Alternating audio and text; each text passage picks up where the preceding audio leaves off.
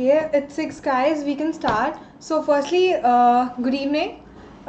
It's a new week. I'm hoping everybody is having a good day, yeah, and a good start to the week as well. So yeah, it's an exciting class today because it's going to be a quiz on the entirety of term 1, which all of us have been waiting for a really long time. Yeah.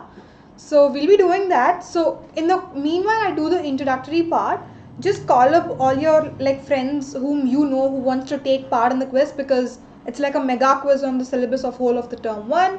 I'm pretty sure people are waiting for this. So in case anybody is not here yet, just call them up and tell them that the session is starting. In the meanwhile, I'll quickly do the introductory part, right? Just give me 5 minutes, we'll start the quiz. Yeah? Cool. So, firstly, my name is Nikitha and I'm the history educator here at Unacademy Scholars channel, and I take classes for both standard 11th and 12th. A little bit about my educational qualifications. I have recently graduated from Ashoka University with a bachelor's degree and with a major in history and a minor in political science. So quickly moving on to a couple of Unacademy's plus features. So firstly, you can sit at your own houses and learn live from the comfort of your house. Yeah. So there are unlimited access to so many courses. These are taught by top educators of India, and all of them are available on one single platform. There are regular doubt clearing sessions, answer writing sessions. There's exhaustive coverage of syllabus. There's mentorship and guidance which is provided. Along with that, there's also access to study materials, which are usually in the form of PDF. And there are practice tests and live test series as well, along with new batches coming up very often. So moving to pricing for plus, there are 6 ranges or 6 variations actually. The first is a 3-month subscription. Then there's 9, 12, 15, 18 and 24 months. The prices for each of them are just mentioned beside the durations. So have a look at them and go ahead with whichever one you feel comfortable.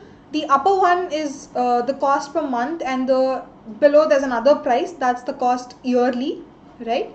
So yeah, have a look at them. And quickly moving on to Iconic, here the features are even better and greater in the sense that there's personal mentorship provided, there are live doubt solving sessions, along with that there are weekly reports, parent connect and also study planners.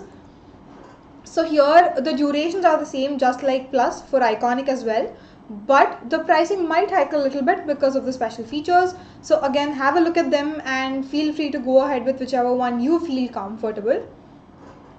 And nextly, there's some special feature by Unacademy which is very effective, and you all have the power in this, which is basically it's an opportunity for all you learners to report any inappropriate content on the video. You can be the first one to report a particular issue and you can claim a prize for that. And you can report any inappropriate content using the form in the description below of this video. So go check the details in the link below this video. And nextly, there's emerge test conducted by Unacademy. These are free live mock tests, and these are aligned with the latest CBSE guidelines and usually happen every week. So this week it's ongoing. It started on 23rd. It's there till tomorrow. So the link for this is also in the description below. Go check that out and enroll yourselves. Take part in the test. It's highly beneficial. And lastly, there is a crash course which is starting for humanities 12th standard students. It starts on 1st of November, like just a week ahead, and the duration is 1.5 months. So you'll be basically covering all of the syllabus in a very precise manner. It's a crash course, right? So the details are here, the instructors are here. So again, have a look at them and go have access to them. They're very beneficial. Cool. So that's a little bit of the pitch. Now we'll quickly move on to the quiz without any further delay. I know you all are excited for the quiz. Okay, almost most of you all are here. Shweta, good evening Shweta. Okay, Aditya has a question regarding the 11th class Menti. Tomorrow we're having a quiz for 11th standard students, Aditya, if that answers your question.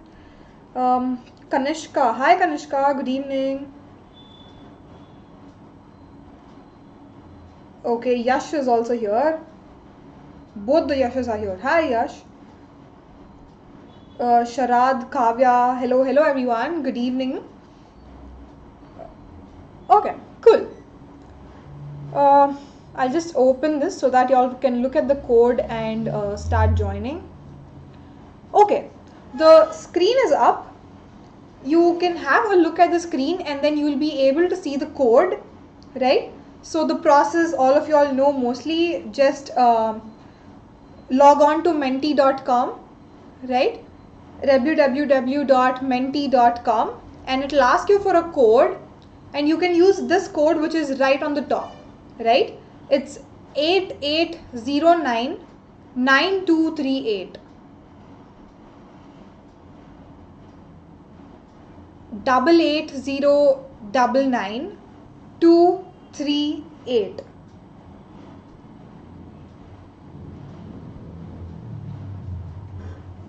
Okay, quickly join guys, we can start.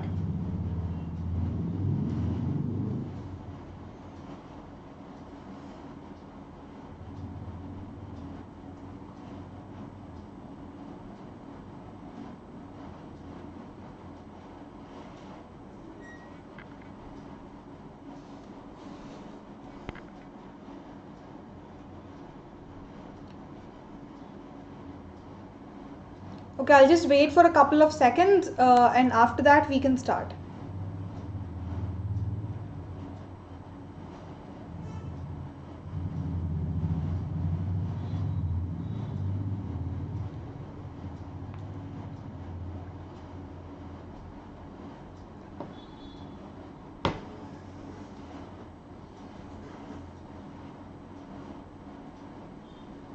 Guys, I'm repeating the code for one last time. It's 88099238. Okay, we have quite a few participants.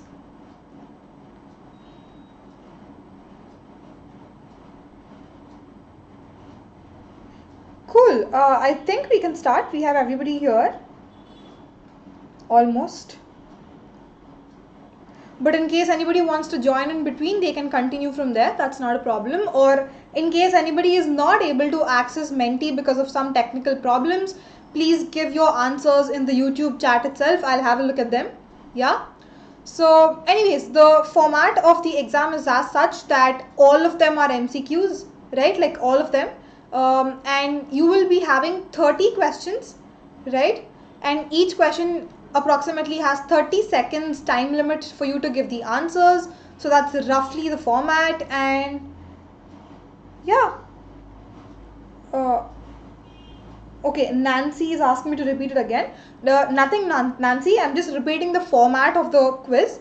We have 30 questions to answer, right? And each question has a 30-second time limit. So within that 30 seconds, you have to give the answer, right? So, and all of them are MCQs mostly. So that's what I said, Nancy. Oh, you want the code? It's 88099238. 88099238. Okay, quick guys. That being said, also all the best. Don't be in a hurry. Just read the options and questions carefully. Yeah, most of these we have touched upon in the previous quizzes itself, but I just wanted to revise all of it again. So like some might be repetitive, some might be new. So just be patient enough, read the questions and answer them properly. Yeah, all the best guys. Cool. We have question number 1 up on the screen. Which one among the following religious practices was seemed to be unfamiliar and unusual with the Harappan culture? Option A, we have Mother Goddess. Option B, we have Priest King. Option C, Yogic Posture Seal. Option D, Sanskritic Yagnas. I'm repeating the question once again. Which of the following religious practices is not familiar to Harappan culture? Okay, that's a fair distribution of answers, and most of you are correct, where the answer is Sanskritic Yagnas, right? So all of the other three, we have proofs in the textbook, like in your textbook itself, that all of these were available and people used to pray to these features, to these figures, right? But Sanskritic Yagnas are like came much later to the Harappan culture, right? So the answer is Sanskritic Yagnas. We'll be quickly having a look at the leaderboard. This is just like to, like motivate your competitive spirits. Don't take it seriously. Yeah. Cool. I don't know who XYZ is, but nonetheless, that person was the fastest. Good job. Okay, in fact, everybody answered very quickly. Good job, guys. Doing great. Okay, we'll quickly move to question 2. Which of the following is the oldest stupa in India and was commissioned by the Mauryan king Ashoka? Which stupa is that? Is it Shanti Stupa? Is it Amaravati Stupa, Sanchi Stupa, or Nagarjunakonda Stupa? Which of these was the oldest and commissioned by the Mauryan king Ashoka?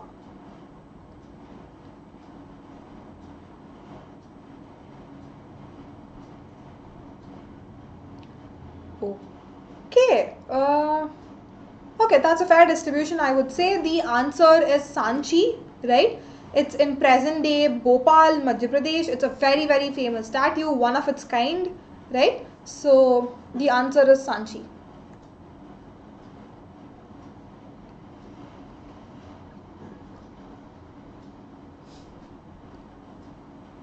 Okay, the leaderboard says that Sakshi was the fastest.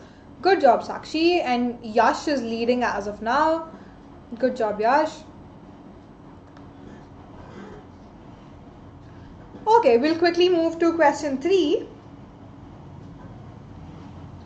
Who among the following was the author of the book which is titled as The Story of Indian Archaeology?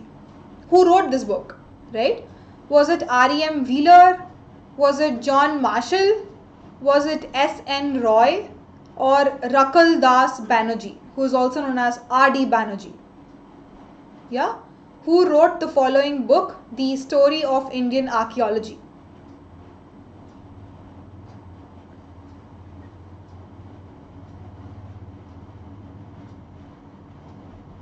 Okay, all the options got the answers, but the correct answer is option C, which is S.N. Roy, right? He's also like, his acronym is Surendranath Roy, right? He's a very, very famous Indian archaeologist. He's worked extensively on the northern part of India, right? And finally, he produced a book called as Story of Indian Archaeology, which is one of the best sellers. Okay.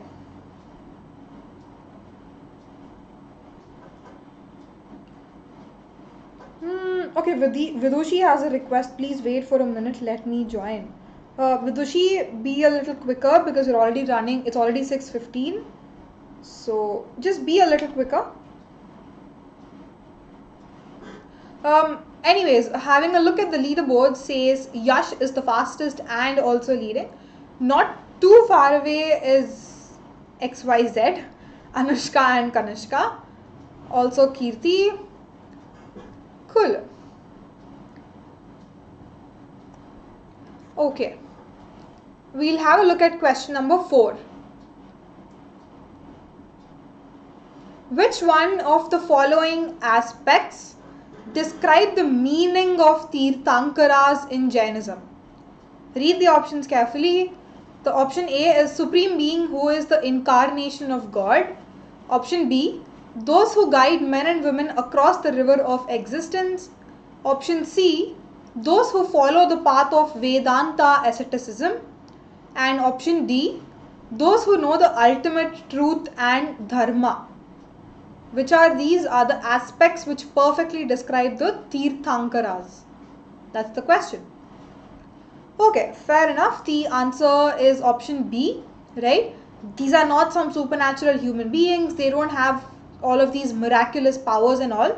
They're normal human beings just like us, but they have little extra like religious knowledge where they can guide the ordinary human people to, like how to lead their lives, how to exist or how to survive, right? Those are the main purpose of Tirthankaras is that.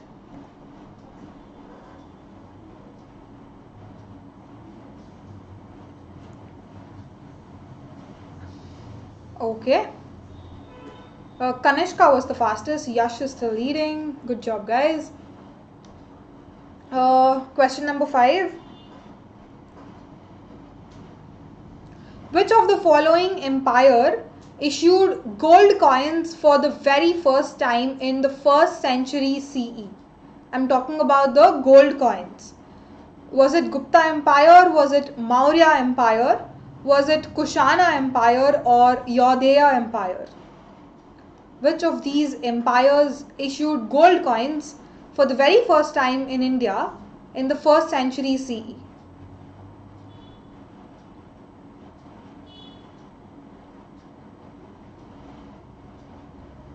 Okay, time is up and the answer is Kushana Empire, which most of you are right about. Good job. Let's quickly have a look at the leaderboard.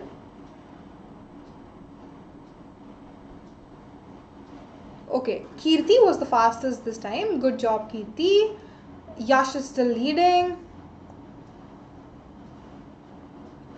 Okay, question 6. Which of the following city of the Harappan civilization was exclusively devoted to craft production of shell objects? Which city was it? Was it Kot Diji? Was it Kalibangan? Was it Lothal or Chanhudaro?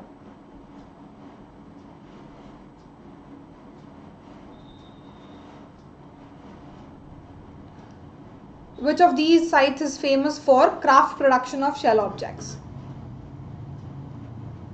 Okay, the time's up. The answer is Chanhudaro and most of you are right about it. Good job, guys. Chanhudaro is also famous for certain other things, but not just shell objects, right? Like bead making, like weaving and all that stuff. But shell objects are also famous in Balakot, right? But here, since the options don't have Balakot, the answer is Chanhudaro. Yeah.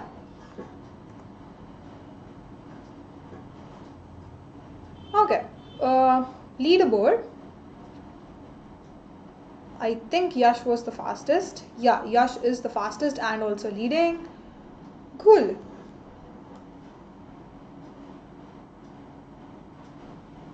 Aditya, whatever your comment is, I'm really sorry. I don't understand much Hindi. So if you can translate it into English, then I'll understand and respond to it. Right? Okay, cool. Question 7 out of 30. In the domestic architecture of Harappa, there were no windows in the walls along the ground level. That's a fact. But what is the plausible reason for it? Why are there no windows? Right? The options are because it was a custom, or it was to maintain privacy, or because they don't have concern for ventilation, or it was a part of unplanned process of the architecture. What is the reason? The time is almost up. Okay, that was, I think, a fairly easy question. Most of you were correct about it except for one person. The answer is to maintain privacy, right? It's almost like very astonishing as to privacy as we think of is a very, very modern concept, right? But it's surprising, obviously, because Harappan people almost like 2000 years ago, even they had so much respect for this concept of privacy, right? That again is something to think about. Okay.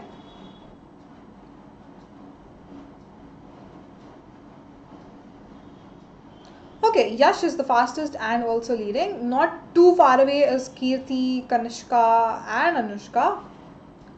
Cool, you're like doing great, guys. Just keep going. Okay, question 8. The composition of the Mahabharata has been traditionally attributed to a rishi, right? So identify this rishi's name from the following options. Option A is Rishi Kannada. Option B is Rishi Kapil. Option C is Rishi Agastya, or option D Rishi Vyasa, who basically composed Mahabharata. Yeah, that's the question.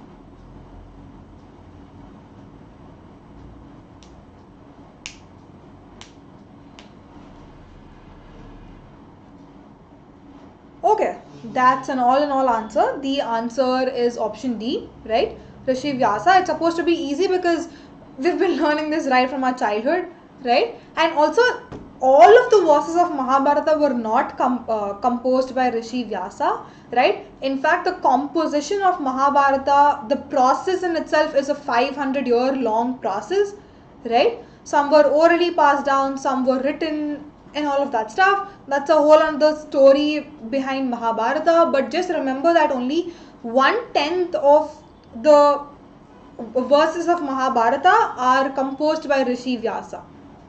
Yeah?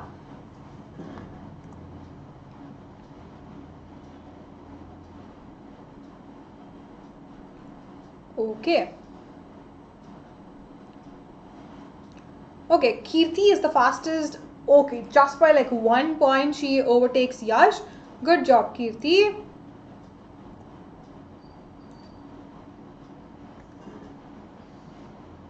Okay, Sonia is here. Hello, Sonia. Good evening. I think you're late enough. Just join the Menti quickly.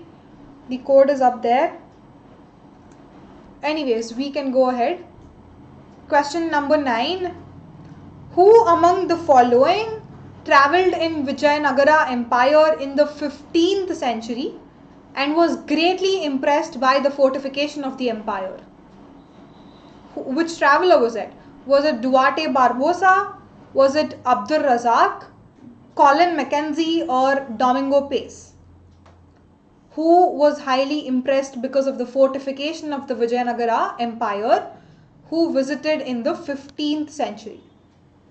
That's the question.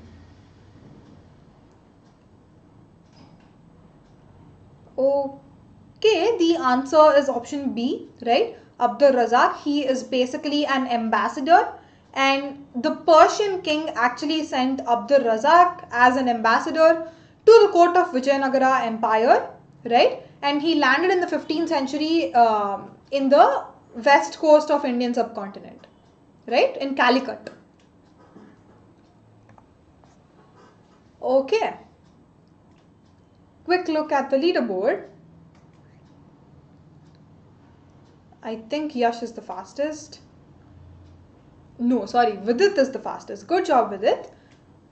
Yash is leading it. Cool.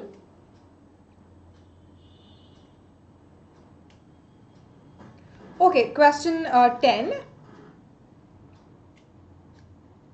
Who among the following was the first woman to be ordained as a Bhikkhuni? Was it Yashodhara? Was it Mahamaya? Was it Dhammananda or Mahapajapati Gotami? Who among these following were the first women to become a Bhikkhuni? Right?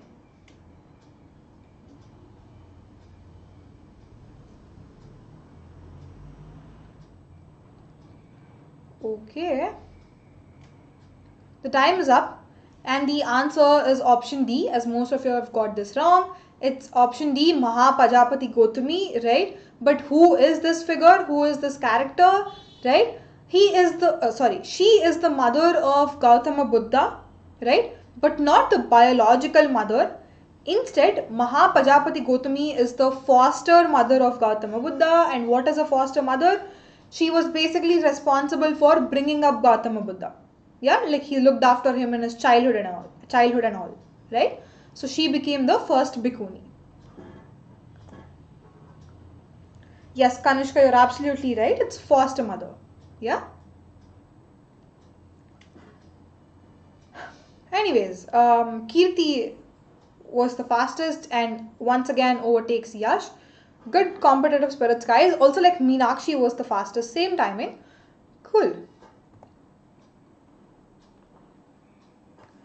Question 11.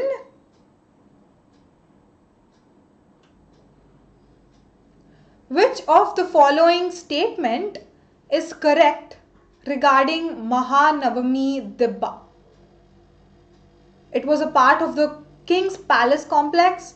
It was a part of the sacred center, or was it a counseling hall, or was it a discussion hall?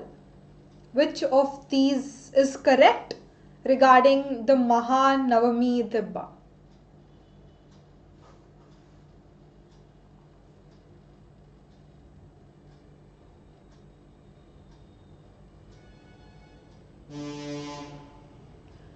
Okay, the answers are there. I think that's a fair distribution of answers, but the correct one is option A, right? It's a part of the king's palace complex. It had another structure or like monument as well, which is very, very famous, which is the audience hall, right?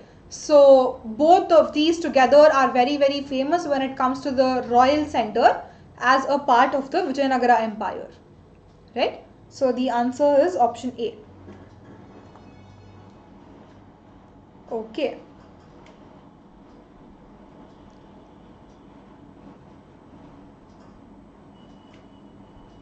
Okay, again, XYZ is the fastest.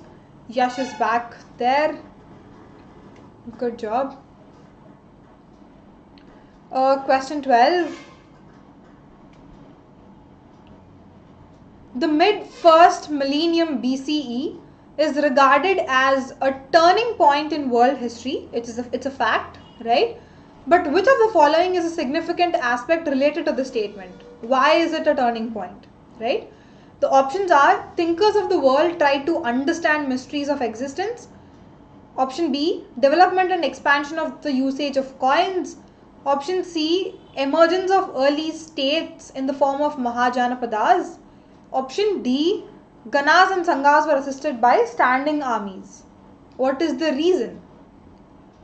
Okay, that is fair enough. The answer is option A, right? Thinkers all over the world in like different parts of the world, like so many thinkers emerged, right? For example, we had Buddha and Mahavira coming up in India. We have Confucianism in China. At the same time, we had in the Iran also we had something else. We had Aristotle, Plato, and all of these figures in Greece, right? So in different regions of the world, so many philosophical thinkers are coming up, and their main question is, what is life, or like why are we even here, or what is after death, right? All of these philosophical mystical questions they started asking, yeah, for which everybody had different answers, but nonetheless questioning was important, yeah.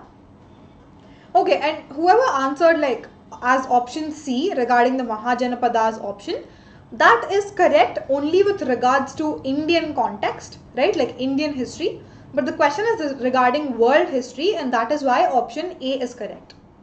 Yeah, I'm hoping that clarifies your world and Indian history questions. Okay, somebody wants to join the Menti. You can still join. The code is up there on the screen. I don't know the name, but like the account is UPSC Lover. Anyways, it's still there on the screen. You can join it right now also. Cool.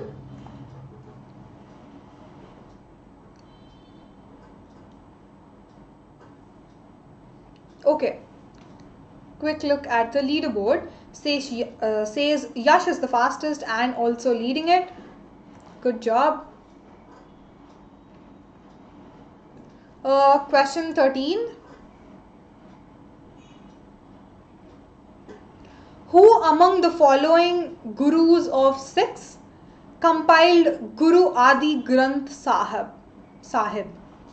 Was it Guru Tej Bahadur, Guru Arjan Dev, Guru Nanak Dev, or Guru Gobind Singh? Who is actually responsible for compiling the book of Guru Adi Granth Sahib? Read the options carefully. They are a little bit confusing, but go for the right one.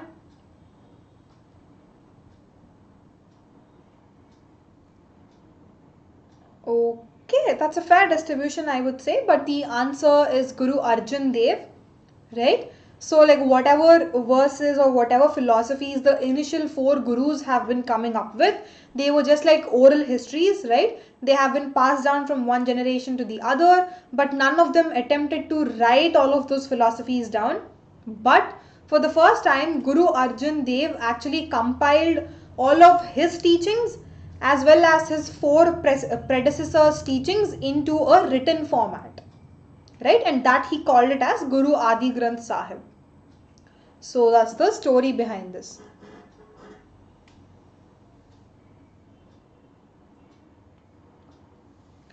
Okay. Deepak was the fastest. Good job, Deepak. Yash is still there leading. Cool. Question 14. Why is the Harappan script called as enigmatic? Like choose the correct reason for why is it called as enigmatic. Because it resembles the hieroglyphic script of Egypt. It had too many symbols between 600 and 1000 in number. It was written from left to right. Its script remains undeciphered till date. What is the reason as to why the Harappan script is called as enigmatic?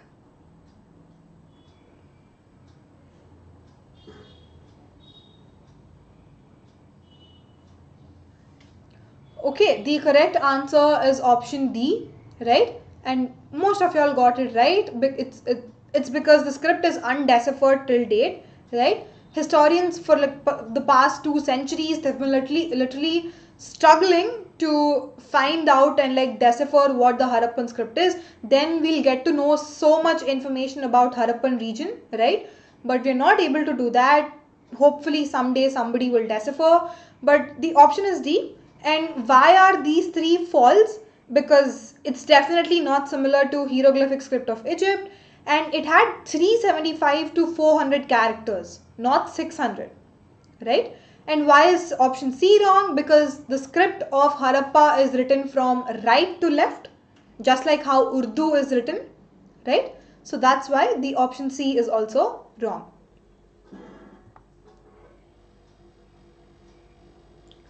Okay.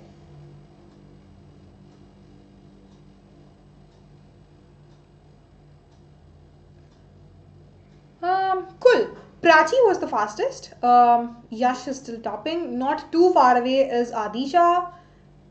Prachi also. So, yeah. Question 15.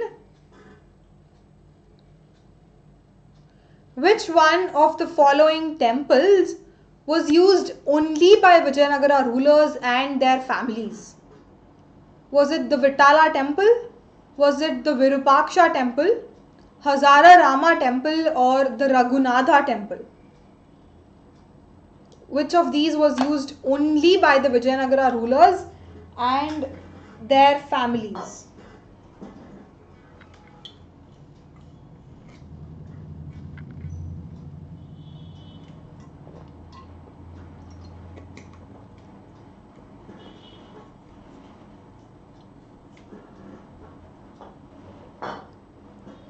Okay, the answers are up. The answer is Hazara Rama temple, right? It's basically a Ramayana temple, sorry, a Rama temple as the name suggests. And once you enter, if you go and visit the temple right now, you won't find any statues there, because when the battle of Tallikota was happening in 1565, all of these Deccani sultanates, that destroyed everything inside the Hazara Rama temple. But nonetheless, the wall paintings are still there, right? And if you observe those paintings, they will tell you stories from Ramayana, right? So significantly, it's a Rama temple. Cool.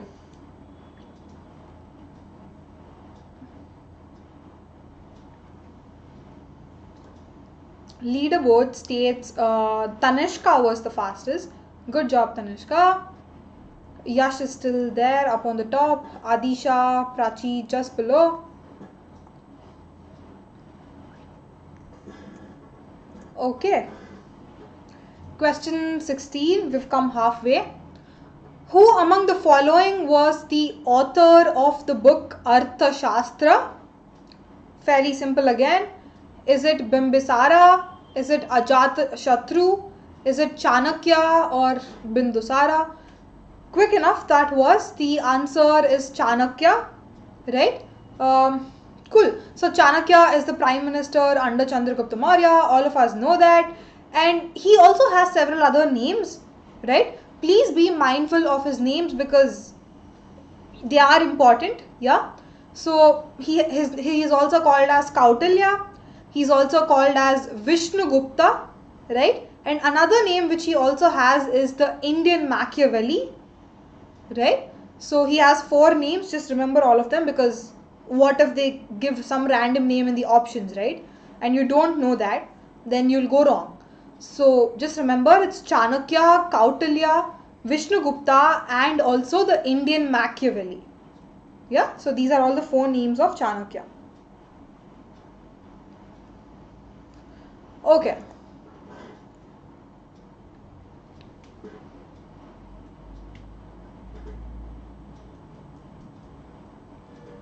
Quick look at the leaderboard says Deepak was the fastest.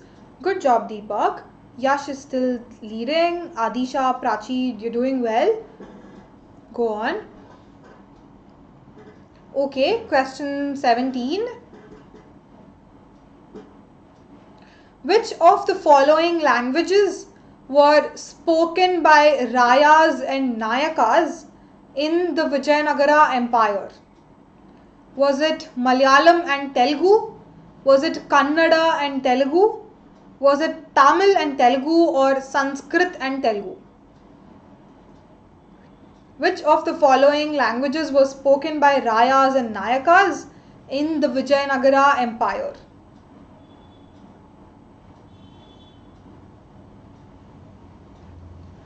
Okay, fair enough. The answer is Kannada and Telugu, right? Again, it's fairly simple because we clearly know that the empire of Vijayanagara has extended over the geographical area of present-day Karnataka and Andhra Pradesh, Telangana, right? In Karnataka, obviously Kannada is spoken. Andhra Pradesh, Telangana, obviously Telugu is spoken. So these 2 languages were very, very prominent in the Vijayanagara Empire, right? So that's basic logic. Cool.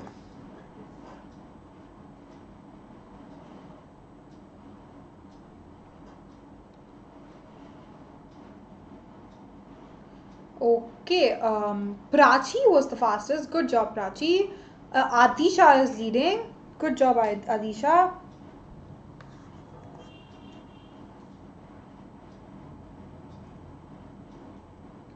Okay, question 18.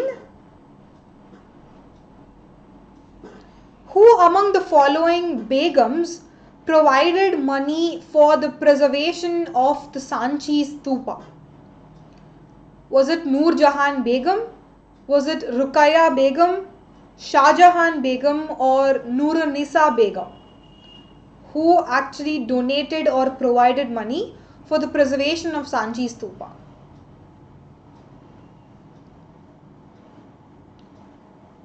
Read the options carefully.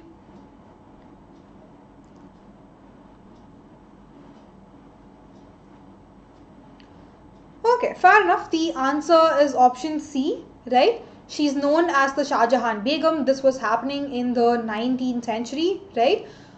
John Marshall, the famous archaeologist who once was the Director General of the Archaeological Survey of India. He was also there, like living in the village of Sanchi, right? Trying to write down and like all of those accounts of Sanchi Stupa. Shah Jahan Begum actually funded the stupa for the preservation and also funded for John Marshall for his publication of the accounts of Sanchi Stupa, right? So in so many other ways as well, with regards to Sanchi Stupa, Shah Jahan Begum actually helped a lot in terms of money, right? Okay. We'll quickly have a look at the leaderboard, which says Kanishka was the fastest. Good job, Kanishka. Adisha is still topping it. Not too far away are Prachi and Yash. Good job. Question 19. Which of the following options given in Sangam texts accurately describes Vellalar and Adimai as categories of peasants in South Indian villages? Basically, what do these two terms mean? The first option is Vellalar is a plowman and Adimai is a landowner. The second option, Vellalar is a landowner and Adimai is a peasant. The third option, Vellalar is a peasant and Adimai is a landlord. Or option number 4, Vellalar is a landowner and Adimai is a slave. Which of these is the true meaning, like accurate meaning? Okay, that's a fair distribution of options, I would say. And the correct one is option D, right? It basically is that Vellalar is a landowner and Adimai is a slave, right? So if you go back to chapter 3, I guess, yeah. So you have all these Sangam texts basically coming from the present day Tamil Nadu region, from the Tamil land, right? It categorizes the peasants in most of the South Indian villages into 3. Yeah. The first one is a landowner, the second is a peasant, and the third is a slave, right? So again, what are the differences? The landowner had so much of land under his control, like he's the owner, right? Secondly, there are peasants who just had like very less amount of land, probably like 1 hectare, 2 hectares, like small piece of land.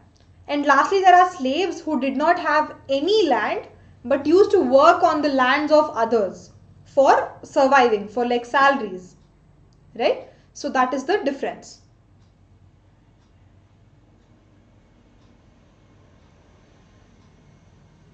Okay. We'll quickly have a look at the leaderboard. Okay, Kanishka has a question. Yes, Kanishka, I am from South India. Ronak is here. Hi, Ronak. I think you're a couple of minutes late, but like, if you just want to join the Menti, you can, or keep answering in the chat box itself, Ronak. Cool. So leaderboard says Kanan is the fastest. Good job, Kanan. And Adisha is still topping it. Good job. Divya is here. Hi, Divya.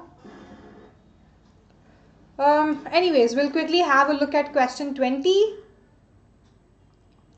Which of the following pairs associated with Buddha's symbolic representation is incorrect? Read the question properly. I'm asking which one is wrong. Yeah. So the option A is empty seat resembles meditation of Buddha. Wheel resembles sermon of the Buddha. Bodhi tree resembles birth of the Buddha. And stupa resembles Mahaparinibbana. Which of the symbols is wrongly matched?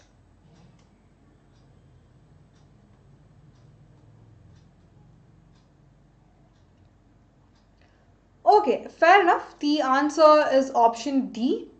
Option C, right? It's Bodhi tree and birth of Buddha. Like for sure, Bodhi tree does not resemble birth of Buddha. Then what does it resemble? Right? Basically, Bodhi tree resembles the enlightenment of the Buddha. And when it comes to birth of Buddha, that also has a symbol, right? It's basically the lotus. Yeah.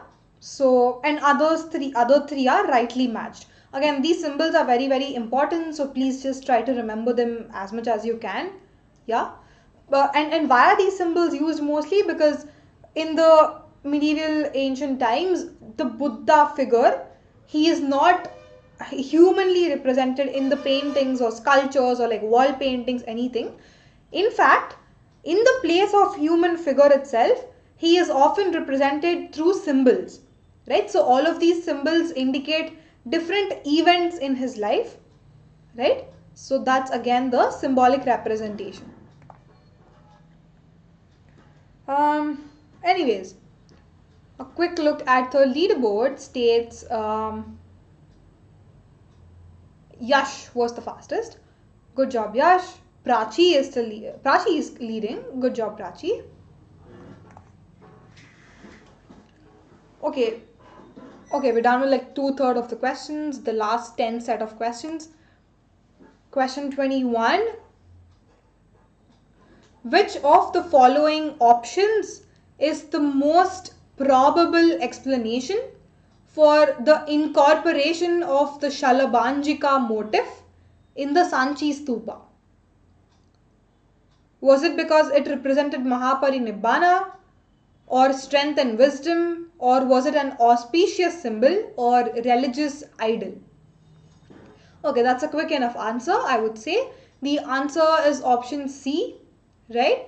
It's because the motif of Shailabanjika, even though it is not inherent to the Buddhist tradition per se, it's still represented on the walls, in the carvings, in the sculptures and all, because the other traditions thought that Shailabanjika represents some kind of auspicious nature, right? Auspicious is nothing but like good or like fortunate or like divine, right? So all these like positive attribution. That is why we can see so many sculptures of Shailabanjika in the Sanchi Stupa, right? And there's a figure also like in your textbook. So just for your reference, you can go back to your textbook and look at what a Shailabanjika is, right? It's basically a woman hanging down the branches of the tree. It looks like that, yeah. Okay, we'll have a quick look at the leaderboard. Yash was the fastest. Good job, Yash. Prachi is still there on the top.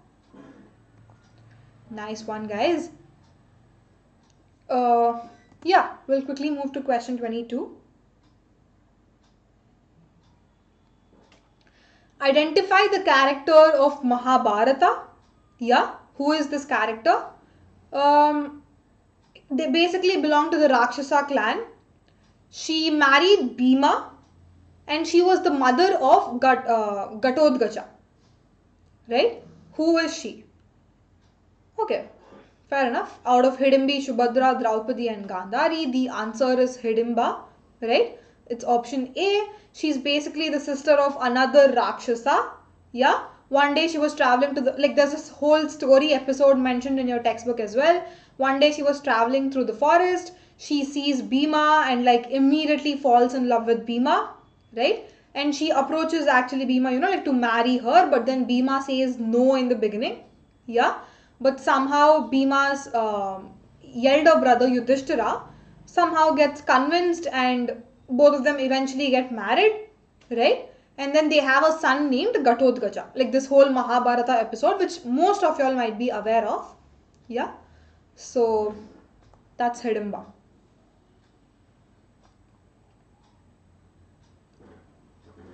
Okay. Kirti and Kanan, both of them were fastest, like equal timing, I'm assuming. Prachi is still leading it. Not too far away is Adisha and Yash. And Anushka and Kanishka as well. Good job, guys.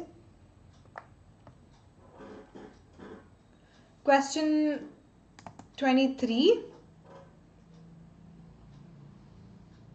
Which of the following statement is correct about Veera Shaivism?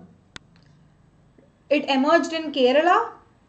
It was led by Basavanna. Their followers were known as Nayanars. They supported the idea of caste and theory of rebirth. Which of these statements is correct? Only one of them is correct. Right? Which one is that?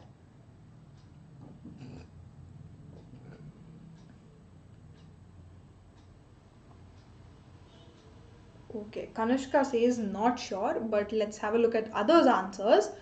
Fair enough, 13 of you all got this right. It is option B, right? It's led by Basavanna. Basavanna is again a very, very famous figure. He was born in present day Karnataka, right? So obviously that means it was a movement in Karnataka and not in Kerala. That's why option A is wrong. And his followers are basically known as Veera Shaivites, not Nayanars. And lastly, they were staunch opposers, or like in complete opposition of all of these Brahmanical philosophies like the fourfold caste system, the theory of rebirth, all of these supernatural things. They were opposed by the Veera Shaivites. So finally the answer is it was led by Basavanna. Only that statement is correct. So it's option B. Okay.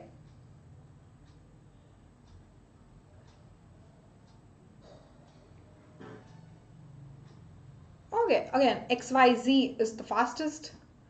Good job, but please try to keep your names from next time so that I'll know who's answering. Yeah. And okay, Prachi is leading it. Good job, Prachi. Okay, question 24. She was a Rajput princess from Mirta in Marwar. She considered Lord Krishna as her lover. Who is this character? Like basically identify the character. Fairly easy question. Was it Andal? Was it Gargi? Was it Meera Bai or was it Maitreyi? She was a Rajput princess in Marwar. She considered Lord Krishna as her lover. Who was this character? Yeah, Sakshi, Kanishka, in fact, everybody else who got this answer right. Good job, guys. It's Meera Bai, right? There's a whole lot of episode of Meera Bai's life in your textbook. She's basically a princess. She also like got married to another Rajput prince. Yeah, she was there for a while, but she was not satisfied with her life because she loved Krishna, and then she basically runs away from the palace one day, right? She runs away to some other random place. She starts living there, and her only work that she does in her day is worship Krishna and nothing else, right? In fact, there's some kind of I won't say weird, but some kind of relationship between Lord Krishna and Meera Bai, right? Usually, if any of us are praying to any of the gods, there would be some form of Lord devotee relationship, right? But with regards to Meera Bai and Lord Krishna, Meera Bai considered Lord Krishna as her lover and not as God, right? So that's a different kind of relationship. Yeah. Anyways, we can have a quick look at the leaderboard. Okay, Yash is fastest. We have Adisha at the top of the leaderboard. Good job, guys. Question 25. From which region of Rajasthan was copper procured by Harappans? Fairly simple. Which region did copper come from? Was it Khetri? Was it Alwar? Was it Wagad or Marwar? Everybody answered quickly. The answer is Khetri, right? Khetri is very, very famous. Like even today in the 21st century, if you go to Khetri region of Rajasthan, you will find so many copper mines there. Yeah. So in the Harappan civilization, even though people usually needed copper for so many reasons, right? It was not available within the Harappan major cities, so all of the copper was imported from the Khetri region. Yeah. Just as a side note, gold was also extensively used in the Harappan civilization. Gold was also not available in Harappan civilization, and therefore they relied on the southern part of India, especially the Karnataka regions where we have a lot of gold mines, for the import of the gold. Right? So K3 for copper and South India for gold are very, very famous importers of respective materials to Harappan civilization people. Yeah.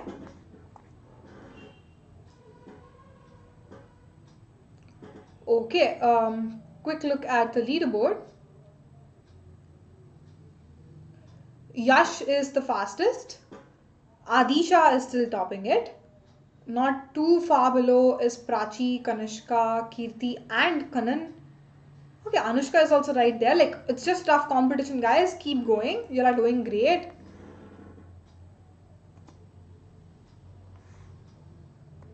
Okay, we'll quickly move to the next one. Question 26.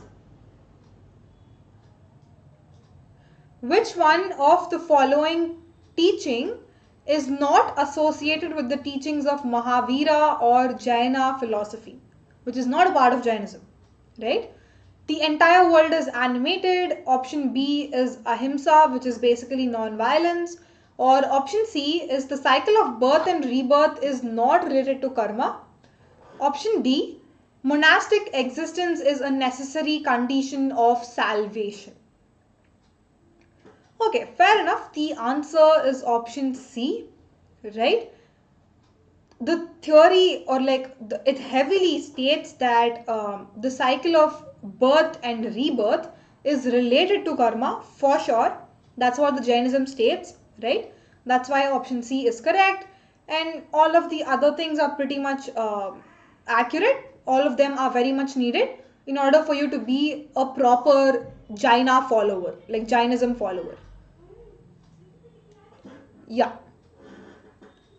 So a quick look at the leaderboard again. Yash was the fastest. Adisha still topping. You're going great, guys. Keep going. We just have a couple of more questions. That's it. Okay, question number 27. Through Kabir's work, we understand that he is a believer of dash. Did he believe in monotheism? Did he believe in polytheism? Did he believe in atheism or theocracy? Yeah? Which philosophy did Kabir believe in? If you look at all of his poems and other works, we get a sense that he believed in something. What is that something?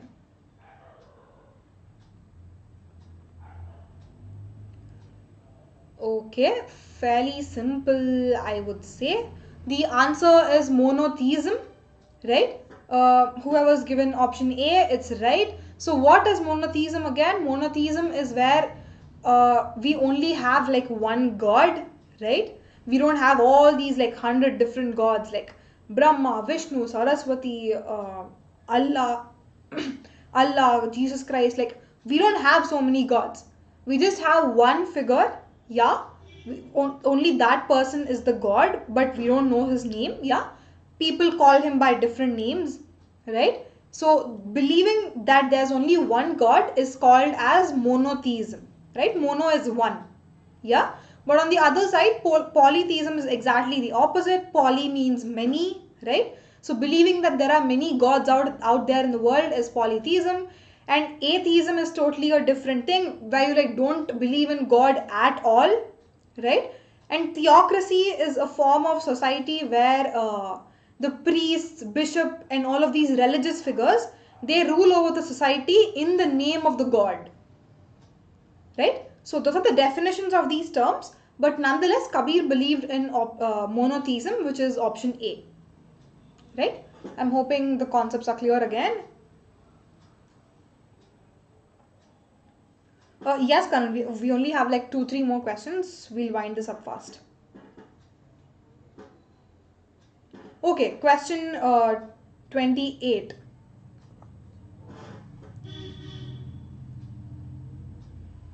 Which of the following was the capital of Magadha? Fairly simple question again. Was it Avanti? Was it Rajgir? Was it Ujjain or Taxila? Which of the following was the capital of Magadha? Avanti, Rajgir, Ujjain or Taxila?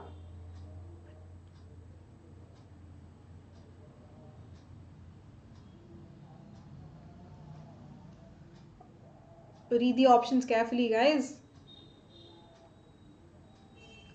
Okay, cool. The answer is Rajgir. Most of you are correct about it. Also, like, don't get confused because most of us remember that the capital of Magadha is Pataliputra, right?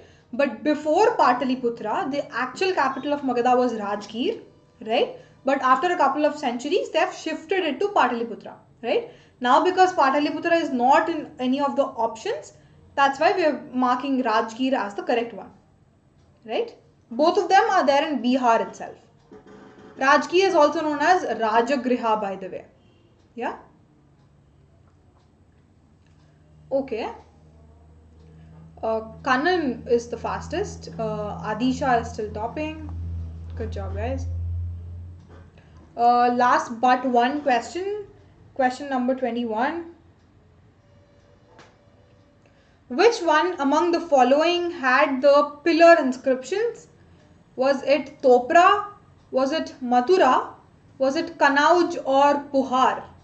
Which of the following cities had one of the Ashokan pillar inscriptions installed in that place? Topra, Mathura, Kanauj, Puhar. Okay, Kanishka says no idea. But we've done this question in one of the previous quizzes as well, but none of y'all got this right. That's why I've included this again. But again, only 2 of y'all got this right. The answer is Topra, right? It's there in your textbook clearly. Topra has one of the pillar inscriptions and Topra is in present day Haryana, right? So just remember that. Okay, only Yash and Kirti got this right. That might change the dynamics of the leaderboard a little bit. And yes, it did. Yash is back on the top. Adisha, Kirti, Kanishka, Kannan. Doing great, guys. Go ahead. We have one last question. Question number 30. But before that, Suhana has a comment to make. Suhana, I think you might be confused because pretty much as far as I remember, the answer is Topra. It has the pillar inscriptions in Topra. So just go back and refer to it, Suhana. Anyways, it's question number 30, last question. Which of the following is the part of Kabir's philosophy? Yeah, read the options carefully. He gave emphasis on traditions and rituals. He used connotations such as Shabda and Shunya. He gave emphasis on yagnas and sacrifices. He was a fundamentalist in his approach. Which of the following is the part of Kabir's philosophy? Okay, fair enough distribution of options. The answer is option B, right? He basically used connotations such as Shabda and Shunya. Also that these are not his original philosophies. He borrowed from certain other philosophies, right? Like Puranic traditions or Brahmanical traditions. He often borrowed from Islamic traditions as well, right? So he amalgamated all of the philosophies he believed in and he himself preached that. So that's Kabir for you. So that basically brings us to the end of the quiz. For one last time, we'll have a look at the leaderboard. Kannan was the fastest. Good job, Kannan. But like finally, we have Yash topping with a little bit margin. Good job, Yash. But also like congratulations everybody else. I'm pretty sure like most of y'all got at least more than 20 questions right, which is a good step, right? There's still 1 month to go, like slowly y'all can improve, yeah. But this is just the first step. Also like congratulations, I'm really happy and also I'm hoping y'all had fun doing this quiz, yeah. Cool. So that's the end.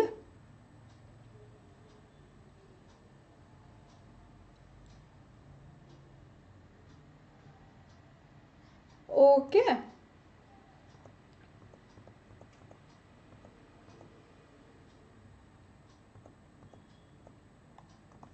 Cool. So that brings us to the end of the quiz, guys. Thank you so much for tuning in. It was great having so many of y'all. I had fun. I'm hoping y'all had fun too. But in case y'all have any suggestions or comments, y'all want more quizzes like this, anything like any references you'll have, just put them down in the chat box. I will very happily answer them. Yeah. Okay. Yash says thank you. Um, uh, it was fun hosting you, Adisha. Thanks so much for tuning in. Anyways, we'll quickly finish this up. I'll just wrap the session. Yeah. So cool. So regarding the plus and iconic subscriptions I was mentioning in the earlier of the class, there's actually a festive season offer going on right now. It's a extended festive offer, right? It's valid till 31st of October, which is a Sunday. And if you use the code, which is TUM10, you'll obviously get a 10% off straight away. But if you do it before 31st of October, you'll get an additional 10% off on all of these subscriptions. It's a limited offer, so go grab yours before the offer ends. And yeah, finally, thanks so much, guys, for tuning in. It was great, the last 1 hour. So I'll see you guys again on when is the next class we have? Wednesday we don't have a class, by the way. So we'll be having the next class on Friday, right? So from Friday we'll be having all of these one-shot revisions, right? So Friday we have chapter 1, which is bones, bricks, beads and bones. We'll have a one-shot revision on Friday, so I'm hoping everybody will tune in. It'll act as some kind of revision because boards are coming. So yeah, I thought they'll be useful. We'll do that in Friday's class. So until then, take care, guys. But before that, just as the live stream ends, go like this video and share it as much as possible, and also subscribe to the channel Unacademy. Yeah. Thanks so much once again. I'll see you guys on Friday. Bye, everyone.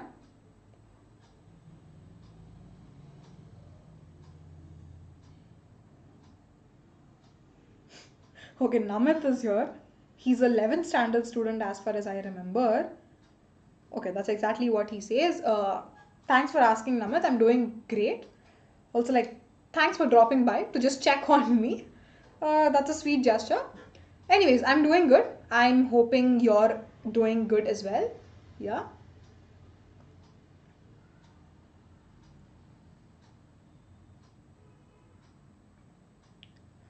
Um, okay, so like I'll just hang on for a couple of seconds in case anybody has questions related to anything. But other than that, you all are free to leave. Yeah.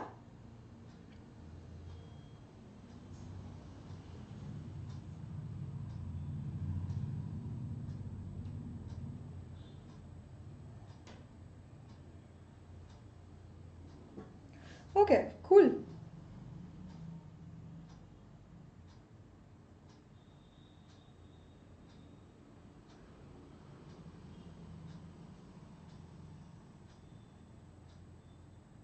Okay, I don't see any questions. I think that's pretty clear to everybody. Therefore, I'll close this session. Just as a reminder, just repeating again that you will have your next class on Friday and not on Wednesday. And on Friday, we'll be having a one-shot revision of chapter 1, which is titled as Bricks, Beans and Bones, Beads and Bones. Yeah. So, yeah, that pretty much acts like your revision. I'm hoping everybody is excited for that class as well. Anyways, have a good evening today, guys, and also have a good next couple of days. I'll see you on Friday. Yeah. Thank you so much, and yeah, bye everyone. Take care. Wait, just before going, Namit has another question. Namit, actually, 11th standard students have a quiz tomorrow, which is for you, right? So we'll be having a quiz on the chapter that we just finished, the 3 orders. Yeah. So get ready for the quiz tomorrow, Namit. And like other details and all, we can discuss in tomorrow's class. Yeah.